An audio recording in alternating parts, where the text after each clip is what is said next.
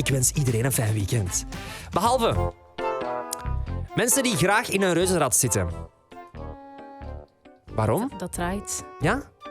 Draait dan op je stoel. Mensen die momenteel een diadeem aan hebben. Een diadeem, zeggen wij. Wauw. Mensen die een kat hebben, genaamd Garfield. Een poezeke. Schatties, pak een andere naam. Kom aan. Samson zou nog beter zijn voor een kat. Origineel. Dan Peter Goossens. De grijze garnaal. Hallo. 110 euro voor een kilo, hè? Ulrike? Zoveel? 110. Oei, Kom dat maar. heb ik niet. Jongens, toch zo duur. Mensen die een koffietas gebruiken om hun balpennen in te steken op hun bureau. Pennenzak. Iemand hier op de redactie doet dat. De helft. Ja, Ja. Vincent Vierens. Tintenkillers. Geen fijn weekend. En tot slot mensen met een smartphone pink. De kleur roos. Nee, een smartphone pink.